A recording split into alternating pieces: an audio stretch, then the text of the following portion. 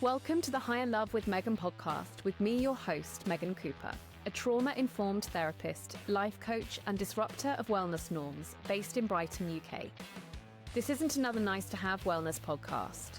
Instead, this podcast seeks to redefine what it means to be well in today's world.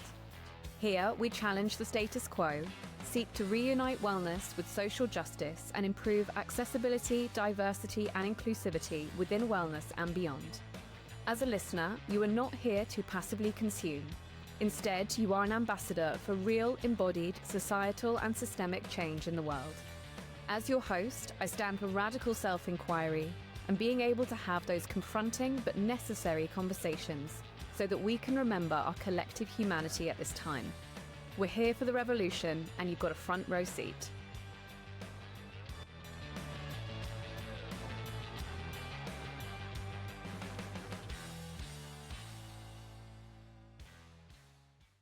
I have been very excited about having this conversation with you this morning. So thank you so much, Bernie, for being here. Thank you. I'm absolutely delighted to be here. I'm really, really grateful that that you've asked me to appear on your podcast. Thank you. Oh, such a pleasure.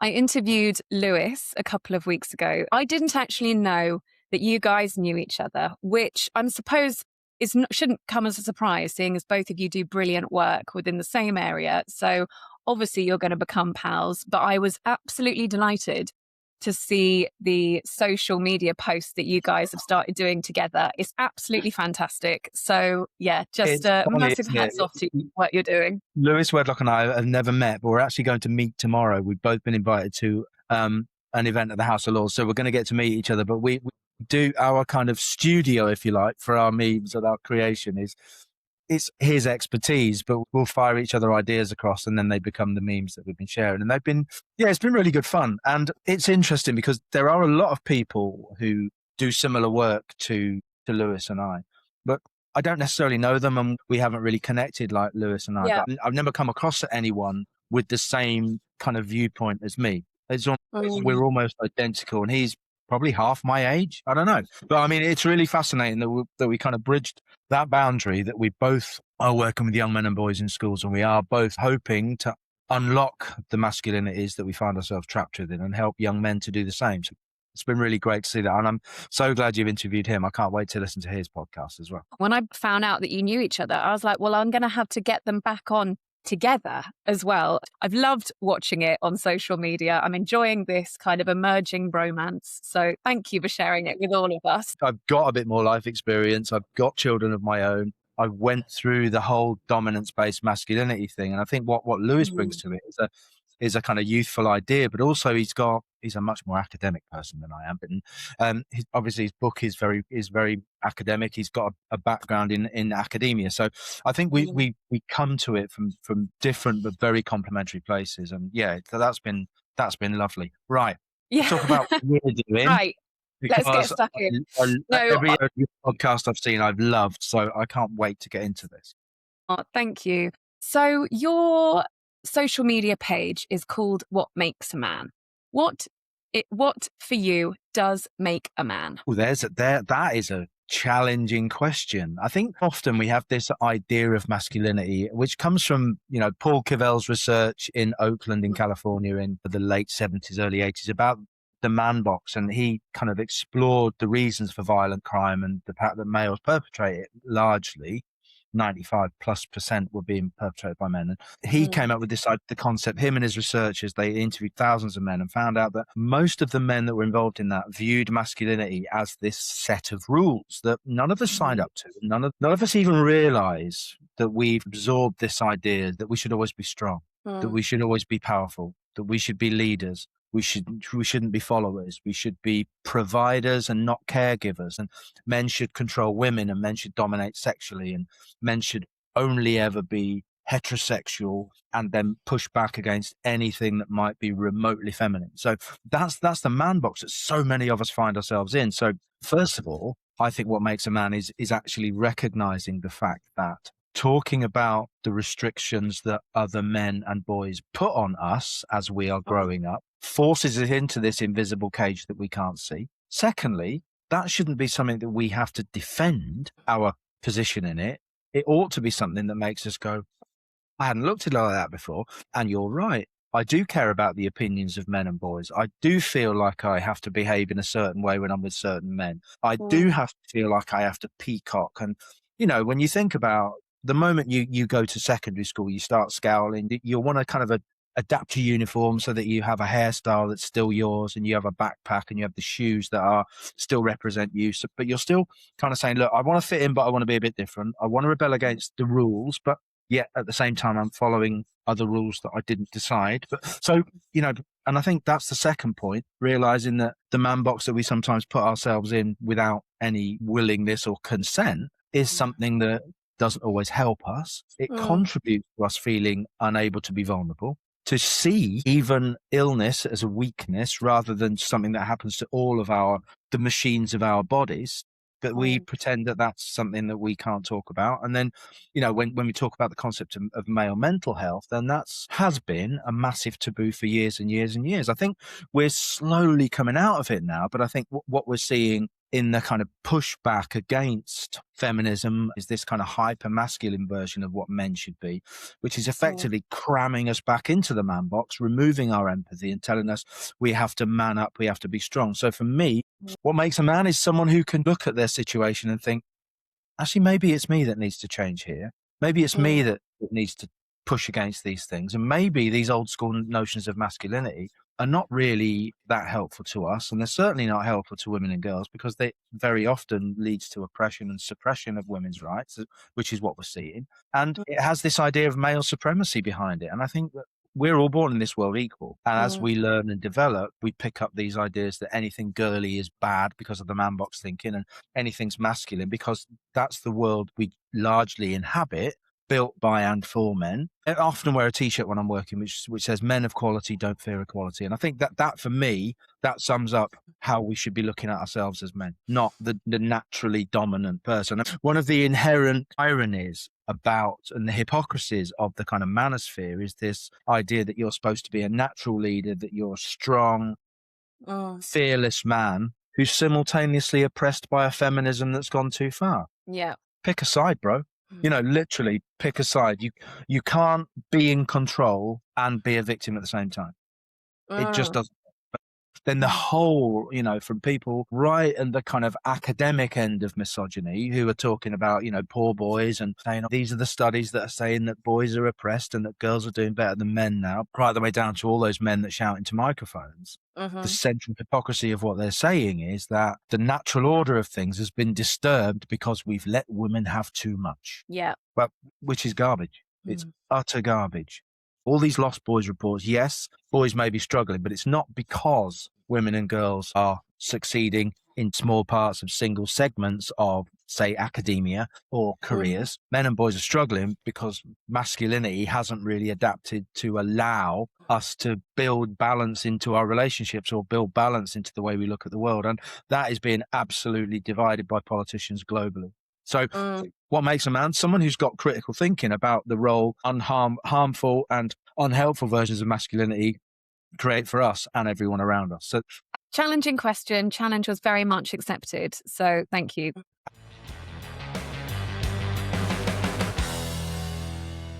Before we go on, I'd so appreciate you to hit follow or subscribe. If you're listening on Spotify, click those 3 little dots next to settings to rate the show. On Apple Podcasts, you can leave a review, or take a moment to explore how you can rate or review on the platform that you're listening or watching. This makes a difference. I truly believe we need to have more of these conversations to shake up the status quo. We'll beat the algorithm together with your clicks and shares. Now back to the episode. I know that you are in the process of writing a new book, Masculinity, Relationships and Respect in Schools. What is the premise of that, and how has that evolved during the writing process? Oh, that's a good question. I mean, it's been coming for probably 5 years since I've properly been working in schools on relationships, on things like men's health. I had testicular cancer as a young man, so I do a session called Life by the Balls, which is understanding that we have a responsibility for our health. I describe it when I'm speaking to young people. I say it was like a microwave satsuma. My testicle was massive. It was hot. It was really painful. But I was just, I suppose, embarrassed about going to the doctors, but also I didn't want to deal with anything that was going on down there. So I kind of pretended it wasn't happening. And so take responsibility for yourself. So that's part of the route. I also talk about violence against women and girls a lot. You know this, but I'll give the trigger warning anyway. In 2012, my sister was fatally stabbed by her partner. Now, this was a partner who we realize now, after looking into coercive control, understanding domestic abuse, because most of us don't. Most people don't understand coercive control and domestic abuse, but it was almost like a classic process. He love bombed her online. He encouraged her to leave her family. I'm not saying she wasn't making informed decisions, but the way love bombing works in relationships where coercive control takes place, there's a very, very similar pattern. Ian Hope, her murderer, he may not have had the long-term whatever happened in mind, but she left, and within just over 18 months, she was dead. And if you look at the police reports into what happened, there are a number of stages which follow almost perfectly the pattern that very often leads to femicide, which has been explored by Jane Monkston-Smith in her amazing book, In Control. And that happened in 2012. He is coming up to 14 years in prison. He got life with a minimum of 17 years. And a couple of years after the court case, where we'd been for 2 weeks, where he continually said she'd been on at me all day as his excuse, I couldn't put down what had happened to Sarah. Yeah.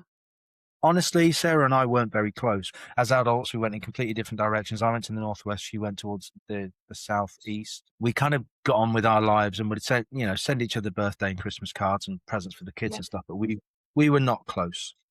But what I realized is that the patterns that led to her death are so similar to the patterns that happen in virtually all relationships where coercive control takes place. And up until that point, I probably worked with about 80,000 young people. I've been working with young people for about 20 years. I used to do enterprise and business workshops. So 2012, I've worked with probably 80, maybe 90,000 young people. And I thought, well, I'm in an incredible position. And I just thought, I need to share how coercive control works with young people. Not only so that girls and boys to an extent can avoid the red flags, so they can notice them and then avoid them, but also so that young people don't become perpetrators themselves, because where we grow up is what we think is normal. And if we grow up in a house where domestic abuse and coercive control takes place, we think that's how relationships work. And so I thought I asked a school that I'd been in partnership with for a number of years. I said, would you mind if I did this workshop? It's quite hard. It's on the curriculum, but this is the kind of pointy end of it. This is the really challenging end of it. Would you mind if I work with some students? And they lined me up to work, do a couple of sessions with some year 10s, got some feedback. And then I started talking about what happened to Sarah. Her name was Sarah Gosling, and I do a session called Sarah's Story. And I've now spoken to about 50,000 young people specifically about coercive control and domestic abuse. And it's evolved into much more the coercive control angle, because we are seeing enormous changes in the way young people are relating to each other, how they're using technology to monitor, track, and control one another, how image-based sexual abuse is now a core component of relationships. So just asking for nudes, by saying that, we've kind of downplayed the seriousness of taking explicit photos of children, which is what they're doing. We're calling them nudes. It's become a kind of rite of passage in relationships now to send one another naked photos of yourself. And what you're doing is going, here's a photo of me that I've taken of myself. I know it's illegal, but I've given it to you. I don't know what you're going to do with it, but here's basically a toolkit to control me. Yeah.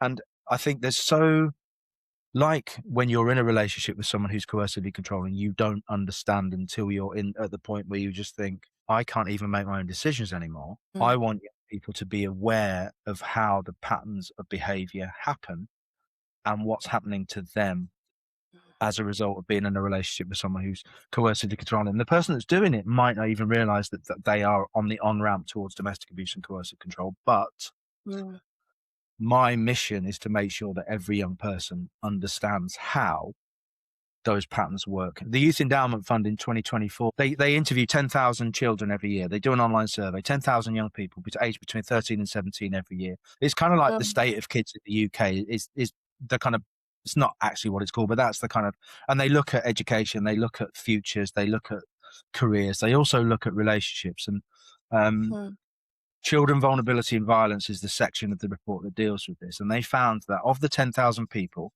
they interviewed, 27%, so 2,700 were in relationships. Of those, 49% had said they'd experienced violence or controlling behavior from their partners in the previous year. Wow. So when you look at it like that, and then when you look at what those behaviors are, 30% of that lot had felt forced or pressured into having sex, had experienced sexual violence. 17% of them had intimate photos of themselves broadcast on social media. 25% of them felt scared to disagree with their partner. 26% said they felt afraid to break up with someone. And, 40 odd percent had been monitored or tracked or constantly sent messages asking where they were and what they were doing. So I think it's really vital that we kind of shine a laser lens on this that says these are really unhealthy behaviors. Yeah. They've become normalized because of narratives, because of saying, oh, location's normal. You need to know where they are. You've got to monitor who she's friends with. You've got to monitor what she's wearing. As soon as someone says that they think they're allowed to tell you to do something, then they're also assuming the right to disallow you from doing things. And that's coercive control. If someone says, I'm going to let you see your friends tonight, there's a red flag. And I think sometimes a lot of young people don't realize that this is the kind of start point of unhealthy relationships. Just because everyone else is doing it doesn't mean it's healthy or normal or safe. So that's the reason I do what I do, and that's why it's so important. And that was part of the evolution of the process to get to the book, which is I've just remembered why you asked me this question. So, but there are an awful lot of things going on in the world at the moment, particularly the online world, which are pushing young people towards this idea that they should control, monitor, and track one another. And I wanted to kind of explore that and put this young person right at the center of it and inform teachers as to how they can help to unpick some of the unhealthy relationships. Because the more teachers I talk to, the more that are saying it's happening in year 9, it's happening in year 8.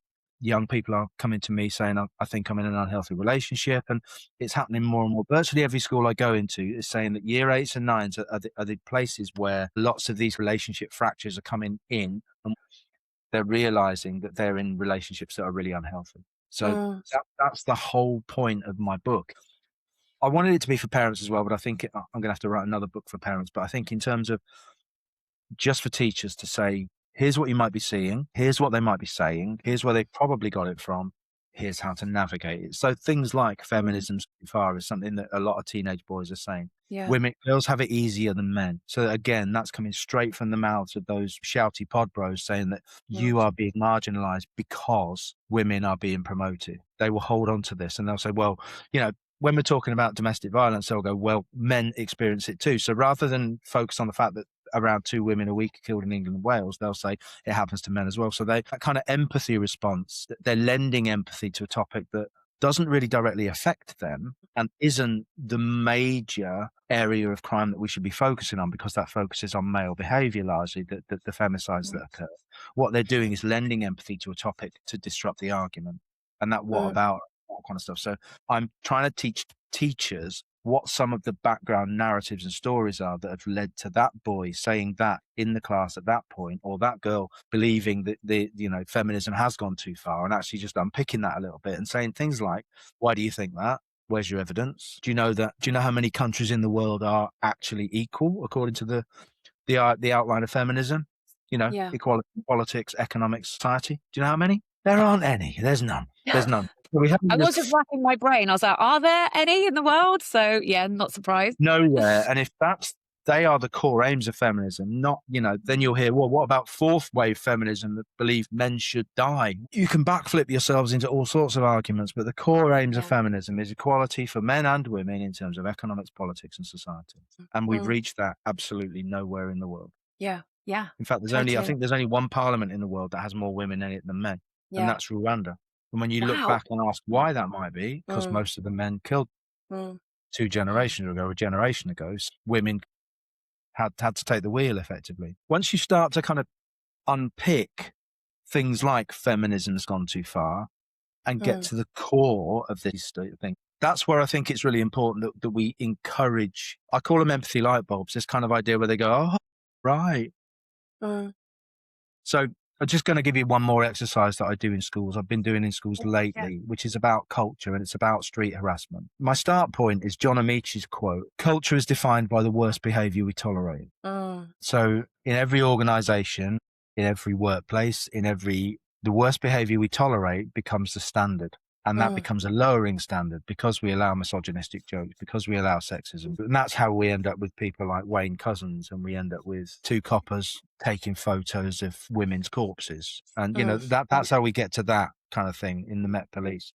So I put up a slide that shows that an Adidas survey that says that 92% of women feel concerned when they exercise outside. And I use an exercise from a guy called Jackson Katz, who you may have seen his TED Talk. He does this thing called sexual assault in the daily routine, but he doesn't trumpet it as that. So what I do is I get a piece of flip chart, put a line down the middle, I write M on one side and I write F on the other. And I put that slide up about the Adidas survey. Obviously, it's Adidas, so it's a reputable brand that they quite like. They did a survey with Strava, and they asked runners what they think from around the world. And of the 7,000 responses, 92% of the women said they felt concerned for their safety. Didn't describe what that concern was about, but that's the headline that I use. And then I'll say, right, lads, we're going to go for the M side. What precautions do you take to avoid harassment or stay safe when you go to exercise outside? I give it about a minute and a half. And the other day, I think I had 4 things on it. One put his hand up and said 0, I don't do anything. Another lad said, I take my phone. I said, is that so you can track where you're going and stuff? And he went, no, just in case anything goes wrong. Okay, great. One said, I only run in populous places, so there's a lot of people around. And one said, I tend not to run after dark.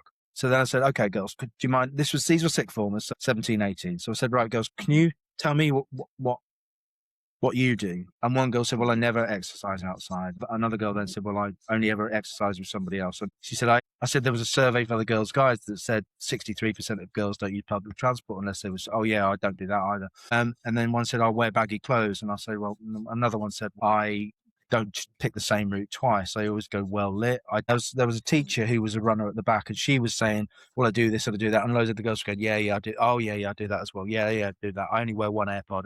These kind of. So what you're left with then is one side of the paper that is completely full and the other one had 3 or 4. And then that allows me to just say, what do you think the difference is? And there's another empathy light bulb. And then we can unpick why it is that girls from about the age of 10 are told to keep safe, to care for what you're doing, to avoid that man that's shouting at you, to try and pretend you can't see that bloke that's staring at you, or try and, watch out, or stay safe, or text me when you get there. The kind of things that men and boys never have to really think about. I mean, if you live in a city, you've got, the chance that you might get run over, that you might get the wrong bus, that something might happen with a drunk bloke. But I think what men and boys never really understand is the way we move through the world until we have this awareness. And the phrase empathy light bulb came to me when I was talking to a guy on Twitter years ago. And I said, I think men have an empathy light bulb when they have a daughter. Because they suddenly go, instead of going, oh, not all men, they suddenly go, oh my God. Yeah. It could be any man. And a lot of men have that. Some men won't.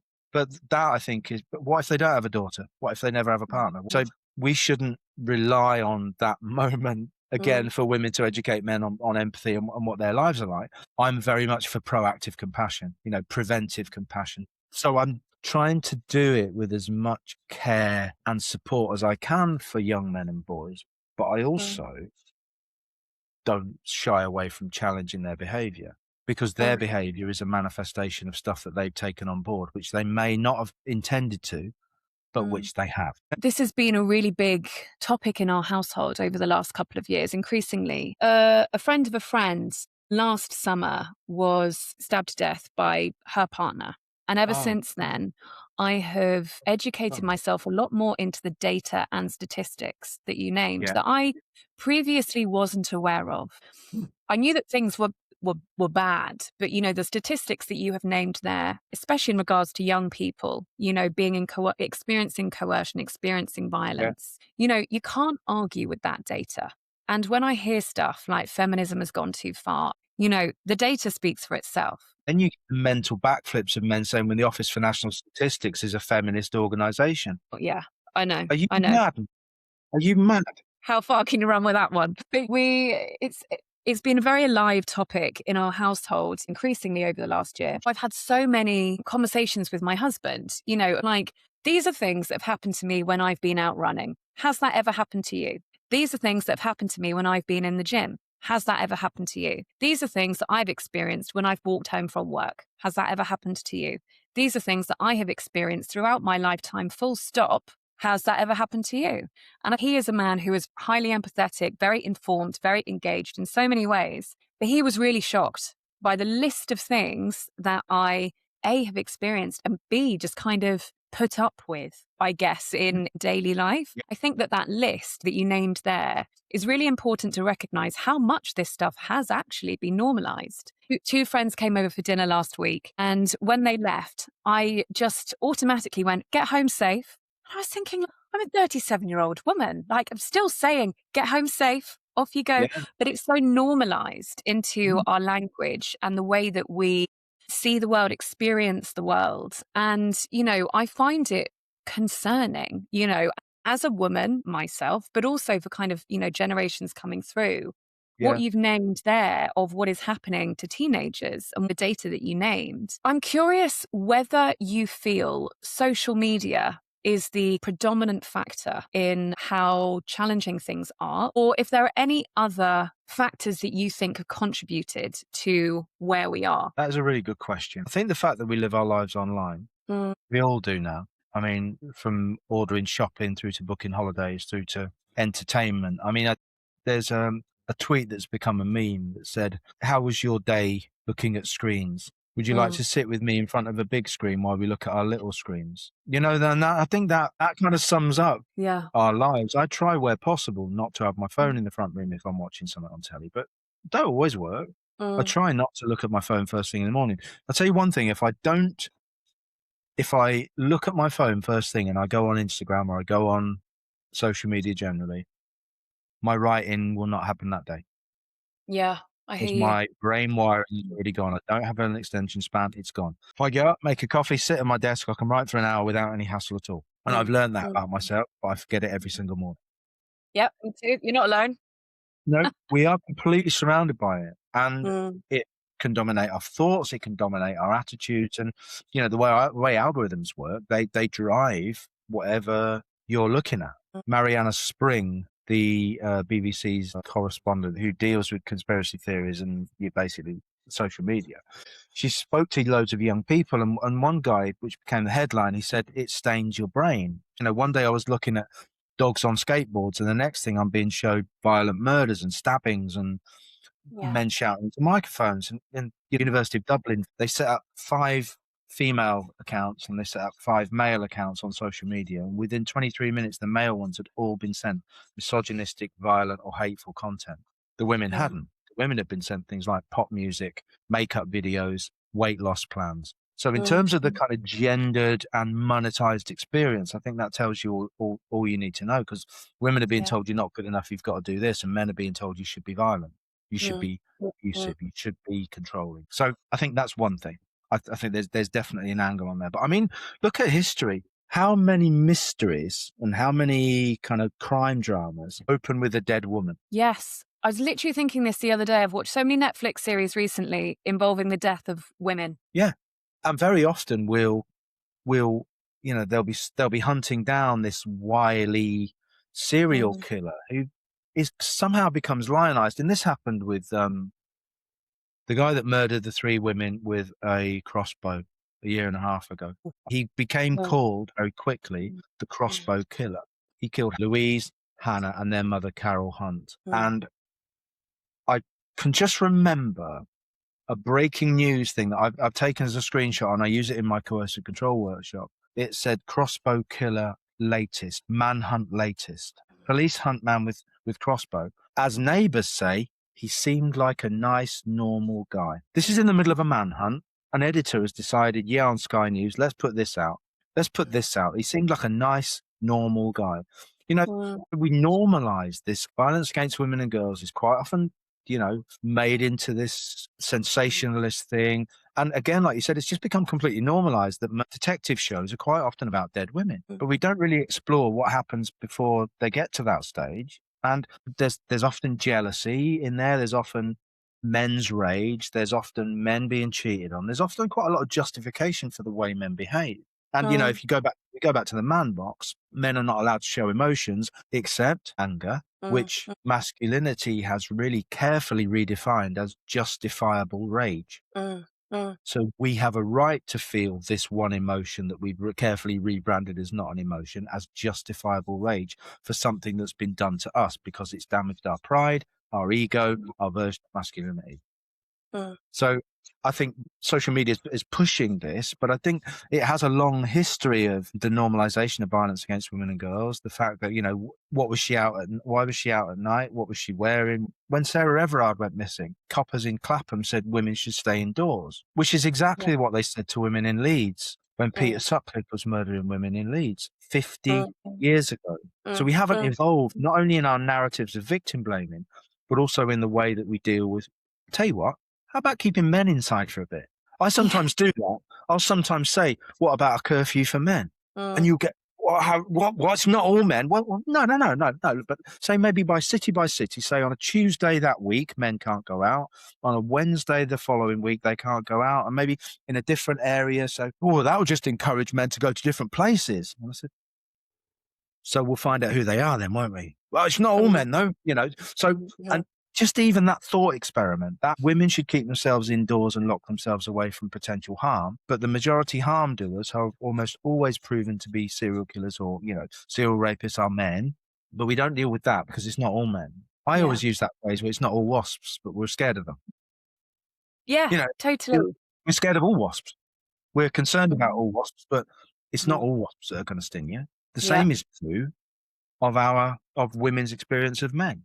You Mm, have been mm, stung loads of times before. So you have a right to be worried. mm, mm, mhm. We have a Totally. right to be we have a right to to face judgment for what Mm, men have perpetrated in millennia mm, until we prove ourselves are safe to be around. mm, I get a lot of pushback for this kind of idea that I'm such a feminist and I'm a cuck and I'm a simp and I'm deluded and all this kind of stuff. But how else is it going to change? Violence against women and girls is a men's issue that manifests as a women's problem. mm, So it's on us to solve it because women have been mm, talking about this for years. And now we've got to the stage where rather than listening, we're pushing back. Men are pushing back, saying, well, it's not all men. Happens to men too. Men experience domestic violence as well. Yeah, they do. They mm, do. There's no getting away from it.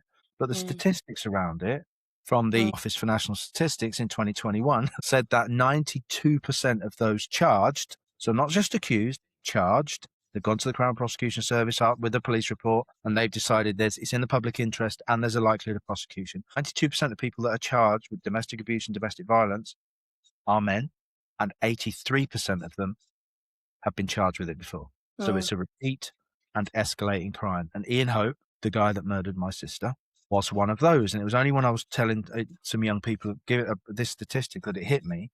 On the 14th of February 2012, he was taken to court for common assault. She mm, still refused to press charges. mm, The way coercive control works, they did a victimless crime. He was in mm, court, he was charged, he was found guilty of common assault, and he was told that they shouldn't be in the same house. He moved out for one night and then moved himself back in. And then on the 25th of February, he fatally stabbed her. So mm, he is one of those. He is one of those statistics brought to life. mm, It's undeniable the level of charging. And then you can get into discussions again where men are lending empathy to something that they don't really care about just because they want to win an argument.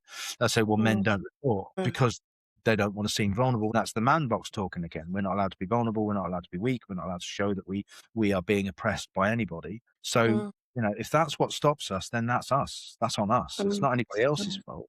And the mm, fact that if police charging data isn't enough to prove to you that this is a gendered crime, I don't know what is, mm. because the police are an institutionally misogynistic, racist, and homophobic organization. If they're Yeah. institutionally misogynistic, they're not going to listen to women most of the time. So if these charges have got through and they've stuck, that Mm, means there's a hell of a lot of validity to them. So mm, again, mm, this is those mental backflips that I think young men are being encouraged to use when they're in arguments around the gendered debate around violence against women. A predetermined defense mechanism that's been built in by the men who shout into microphones. mm.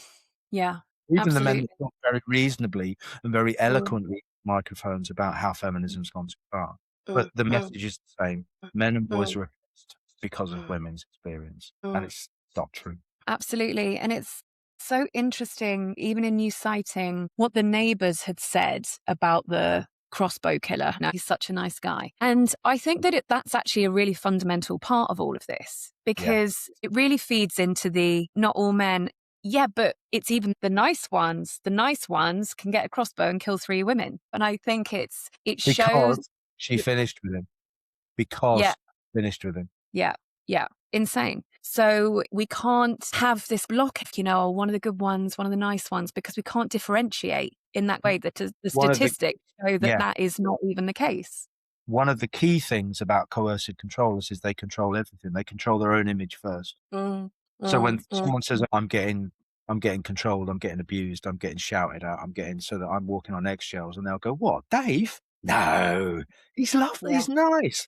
He's only ever been charming to me. My mum, we didn't want my mum to go to the court because she'd met Ian Hope once. He'd done a bit of washing up and bought her some flowers from a garage, and she thought he was charming and lovely. Of course she did, because he was on his best behaviour. Of course she did, because that's, like I say, they control their own image first. So they're the best PR people for themselves, so that when something happens, you won't be believed. And they quite often do a triangulation if you're in a relationship with an abuser. They'll kind of start, attacking you via your mum or via your dad. Oh, look, then triangulating. So again, your experience of being controlled is almost seen as, it's just joking. It's just, just what it is. And then you've got someone who's defending your behavior as the abuser and pushing the person away even further. And there's isolation. There's loads of stuff around coercive control, which is horrendously manipulative, but you don't recognize it until you're in a relationship with someone who's like that. A lot of people say, oh, is it more prevalent, or do we just understand it more? I think it's more prevalent, and people who want to control and manipulate have got loads more tools to do it. And it's become absolutely normalized that location is normal. It's something that at year 7, it was in July, so right at the end of year 7. So she was coming up 12 and a half. And she said, oh, location's normal. I said, what do you mean? She said, oh, if you're going out with someone, you have to know where they are all the time. I said, why? What if they cheat? Well, just seeing them on a little dot on your phone. And I said, but what happens to your life when they're out and you're watching them on the screen? What are you doing? Oh, I just do it when I'm bored. So it kind of blows my mind, really, that level of conditioning has taken place between young people in their relationships, where they feel they have to monitor the other person. Yeah. I've had a friend told me that they were in a school and this girl said, oh, I've got 2 phones. And I've got one that's connected to my boyfriend, so that if I go out with my friends, I leave that one at home and I take a crappy old one with just a SIM card in when I go out with my friend. And I think if you are going to that level of mental backflips to make sure that you're allowed to see your friends, then there's something definitely underpinning that needs looking at. There's so much ignorance, lack of information, lack of awareness about how pernicious coercive control is.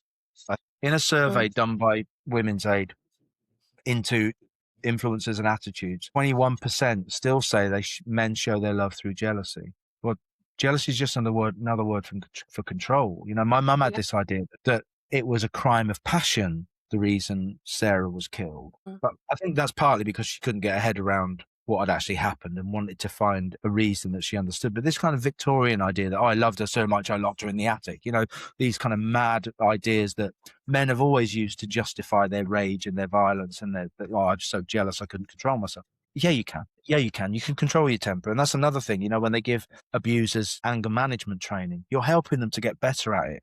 They already can control their anger because they don't lose their temper in front of their colleagues, in front of their friends, in front of their families. They don't lose their temper, they use their temper. And I think that's something that is really rarely understood, that anger is a choice, and it's a choice we make. And you can blame other people for it, but that emotion, that outburst, is yours, mate. I can only imagine how impactful it was for your family to lose Sarah in 2012. And I mean, the circumstances of it are just unbelievably harrowing. The fact that happens to 2 women a week in the UK is absolutely appalling in England and Wales. And I'm curious whether within that process there was anything that surprised you, anything that you felt you perhaps didn't know before and you did after, I'm curious what shifted for you as a man in this world after the loss of Sarah. I mean, I knew nothing about coercive control. I'd never Mm, even heard of it.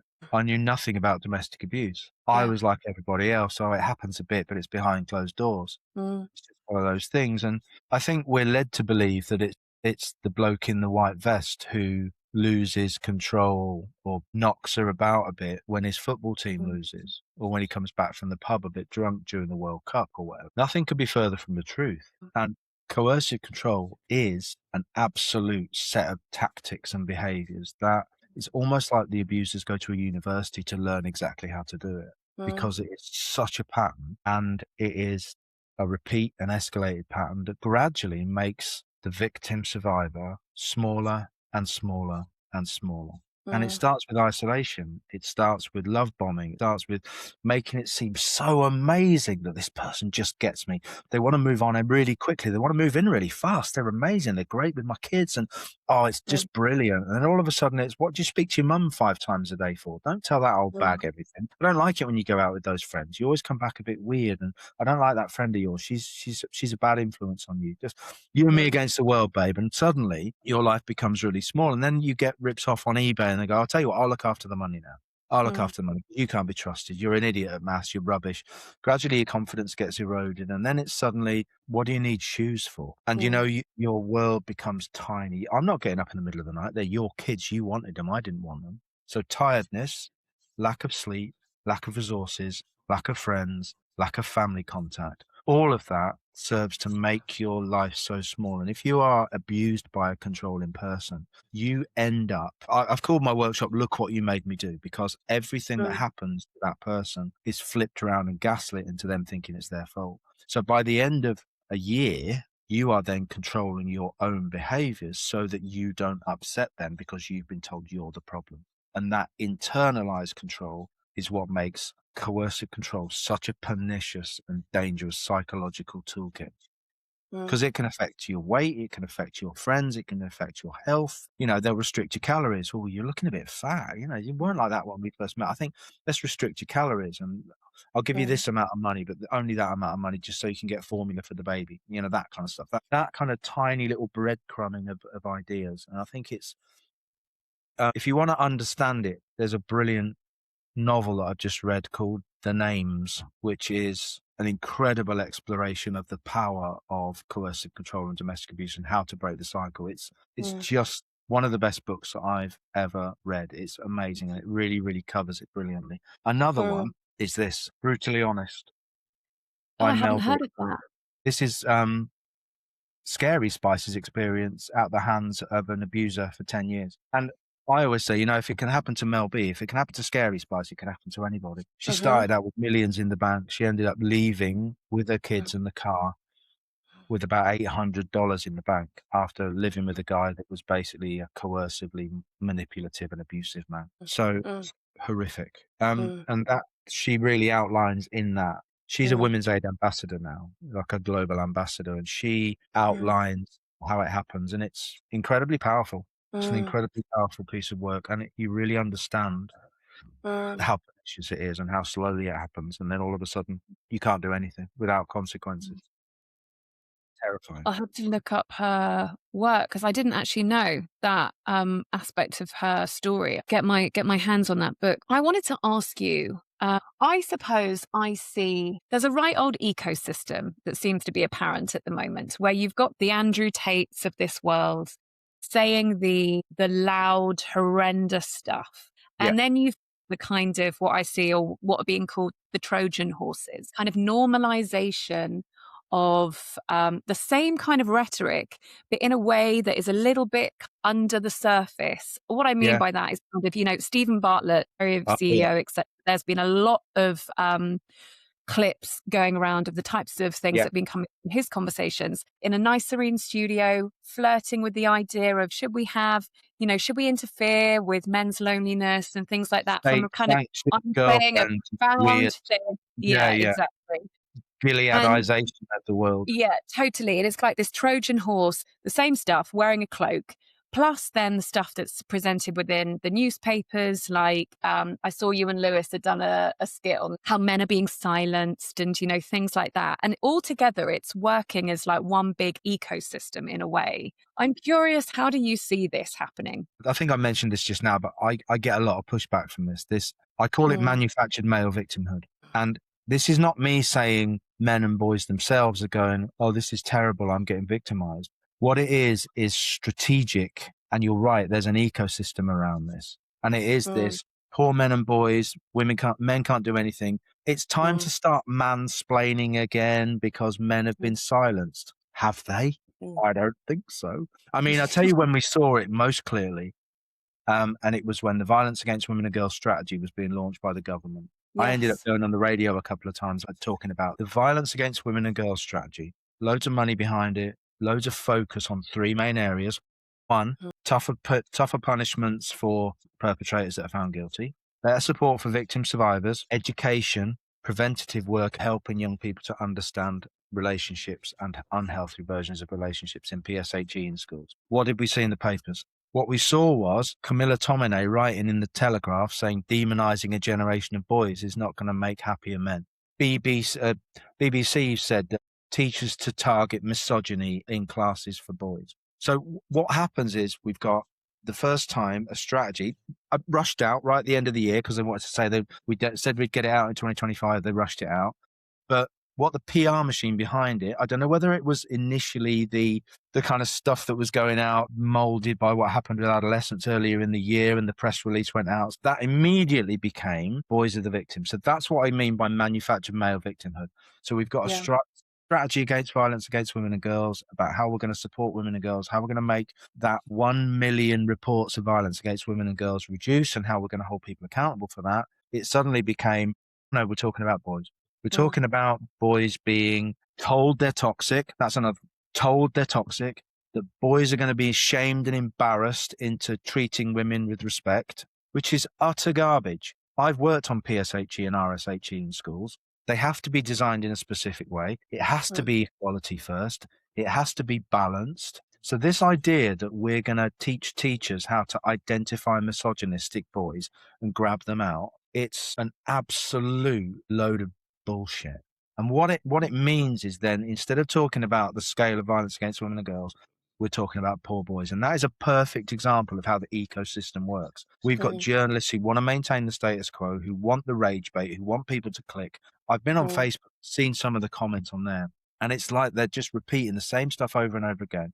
They can't see it. They've been listening to people like Richard Reeves, and they'll say all the terrible things that happen to boys, and there's no support for boys anymore. Boys are being silenced. And then you've got the Lost Boys report that came out last year from 55 Tufton Street, Vote Leave was stationed, where loads of right-wing think tanks exist in the centre of London, saying that boys are being marginalised and all this kind of stuff. So what we get is boys are being attacked, when the reality is PSHE lessons for both boys and girls are going to be challenged and changed and adapted so that we talk about the increase in coercively controlling behaviours, how unhealthy it is. We're going to look at radicalisation more generally, but also radicalisation towards misogyny, which is the pipeline boys are going. It starts with looks maxing in gyms, ends up being, anti-feminist. It ends up being kind of political statements that celebrate women losing the right to abortion and these kind of things. And that's the pipeline that we need to talk about,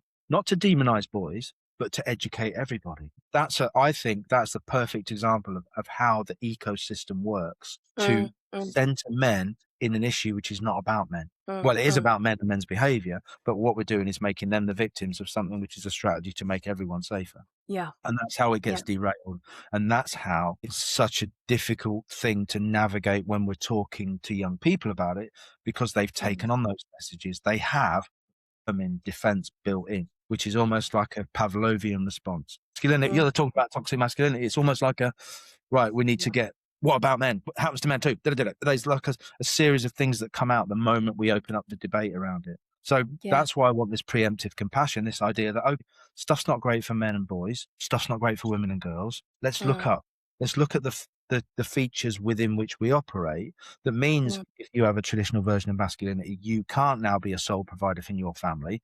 That's because capitalism has now realized that women can work. So they charge ridiculous amounts for childcare. Yeah, they want women to go to work not because they want to necessarily empower women. Capitalism demands their money, demands their attention in the workplace, demands their work, and also expects them to do the unpaid labor at home, which 92% of UK households, women do the majority of household labor as well. That means that we never really talk about equality because we're so busy arguing about stuff between ourselves. We're not looking at the forces of the owners of the forces of production. If you want to look at a Marxian perspective and think that's why we can't have the nice things. It's not because we're not working hard enough. It's because the cost of living has risen so much. It's almost impossible to live in that traditional way that we're being sold should be the way that we should live. And I think that in a nutshell is the ecosystem within which we're all living, and we're divided. We're arguing. We're shouting. We don't have any empathy. Yeah, totally.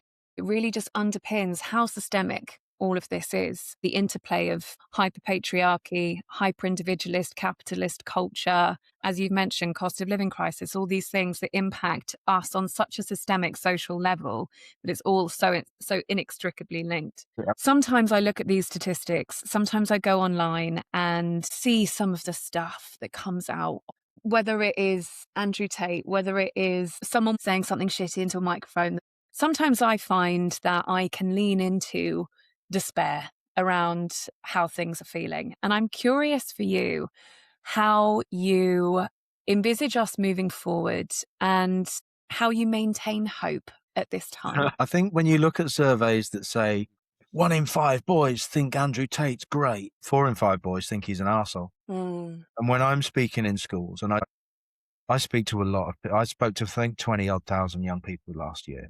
And obviously, I'm not speaking to them intimately. I'm not speaking to them one-to-one. But I sometimes do sessions with the likely lads and the likely lasses. They have a specially selected group of students. And underpinning quite a lot of those conversations that I have in some depth are that they feel it's unfair, that they feel they don't want to be targeted with this, that they feel they're navigating this as well. So when I explain things like the man box, I want them to understand that where they're feeling is not their fault necessarily. And those versions of those old-fashioned versions of masculinity, which incidentally, I went to a grammar school, and at sixth form, my parents told me I wasn't allowed to leave the boys' grammar school and go to the college with my friends. I spiraled for 2 years because my parents had dared say no to me. Got into going to football matches. I started involving myself with hooliganism. I started stealing clothes because I wanted to wear the right clothes to go to the football in the 80s. I also started fighting quite a lot. My dad was a former police officer.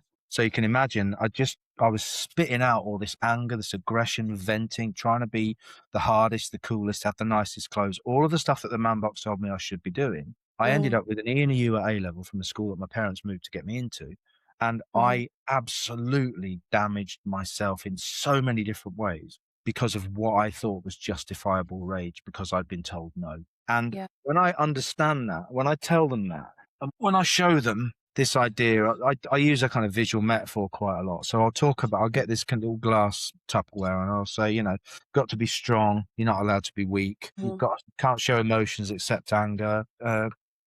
Real men do not sleep with men. So a key part of the man box is homophobia and, not being a real man, providers, not caregivers. By the time all that stuff goes in and you're a late adult, most of the lids of that is clamped firmly shut. And you've never chosen this. You're in this glass box that you can see out of. You can't see it, but we're in there. And what we're looking for is male approbation. We're looking for male respect. That's why men peacock to one another. That's why we want the nice trainers. That's why we want the nice cars. That's why we want the platinum Amex card. That's why we want the golf club membership and the private number. But nothing to do with us. We want other men to respect us. That's why I call it dominance-based masculinity, because I think that's truly what it is. And I think once I explain that, you kind of get a bit of blankness from the kids and they realize, I hope, that they have a choice. And I think that's one of the most powerful moments any of us has, when we realize the life we're living at the moment doesn't have to be like that forever. And I think that's the thing that gives me hope. When I see that, just that little spark of, oh, okay. So this guy's not blaming me for my behavior. He's showing me the ecosystem within which we all create, within which we all live, and within which we all develop, and that I could be different. And I think for me, that's why I think education is so vital. That's why I've dedicated the last 20 years to it. And it's why I'm writing books to help other people to hopefully have those empathy light bulbs that allow them themselves to be the person they can be, instead of following the rules that they never signed up to in the first place. What I really hear you saying there is empowerment, autonomy and choices, and trusting the process that this next generation are navigating. I think every generation has its challenges, doesn't it? And this is obviously central for this generation. They're not massively different from the ones I faced. Working out who I am as a man, how I should behave around women, how I should behave amongst my friends, peer group pressures that we see in everything from the in-betweeners through to dodgy boardrooms, where this John Amici says, culture is formed by the worst behavior we tolerate. So if we continue to lower the bar, then we can get away with anything. And when we start to realize that we can hold ourselves to different standards and that we can challenge the trajectory of our lives. I've got a criminal record for stealing. 6 of us tried to nick £1,000 worth of clothes in central London. Got arrested in Oxford Street. Of course we did, because it was London's busiest, Europe's busiest retail and shoplifting street. I was arrested with a pool cue in my hand, smashing up a pub. Wow. My dad was a former police officer. Imagine the conversations we had in our house, in the house that I'd brought loads of shame on, according to my dad. My dad was a really proud Scotsman, and he could see that. I think he felt that he'd really failed with me. But all of it was my choice, my decision, and my behaviour. And so I don't think young people are navigating anything particularly different. I just think there's an enormous echo chamber telling them how to behave a lot more often than we have. We only had physical experiences and people seeing us. Luckily, most of the stuff that we got, all of the stuff that we got up to wasn't filmed and videoed and shared on social media. So, I'm very grateful for that. And I think there's so much pressure on young people to be the right kind of person. But then who decides that? Again, it's generally not them. And I think stepping out of peer pressure is a really difficult choice to make. I think that's one of the most powerful choices that young people have to make. And that is the thing that I'm trying to instill in them, that they are allowed to do it. In 20 years' time, in 5 years' time, they're not going to care what that mate thinks or what those people think. Those people on the internet you don't even know, they're not going to care, because they'll be targeting somebody else for their bile and their evil. So the moment you try and step out of that, I appreciate it's really difficult, but that's the moment that you can start going, okay, well, who do I want to be myself? And I try and do it with humour. I try and take the piss out of myself and what an idiot I was and how I fell into that, and that it wasn't anybody else's fault. And the wake-up call was me getting my A-level results, and cried for an hour. And I just thought, what have I been doing? And that was a really important turning point for me. And I'm trying to say, I don't want you to have that. I'd like you to have a bit of compassion for yourself first and a bit of understanding for who you are, and thinking, maybe I don't have to be like this. That's all my work is, really. Well, I'm incredibly pleased that you are doing the work that you're doing, and I get to watch some of it on the internet. So please keep going with everything that you're doing. I just want to say thanks. It's been a real joy to speak to you. Well, thank you. And all of the books and things that you've referenced, I'll put in the show notes, as well as links to your work. So I look forward to part 2 of having you and Lewis back together. Can't wait. That'd be great. Thanks a lot.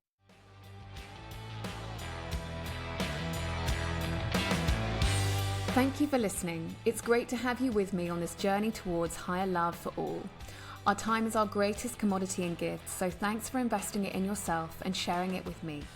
Please do take a moment to rate and review the show, all of which enables more people to find me and for me to connect with more great guests each week for both yours and my enjoyment. All links, references and contact information is detailed too within the show notes. And I always love to hear your feedback, so feel free to hit me up on my Instagram at higherlove_with_Megan or via my website higher-love.com.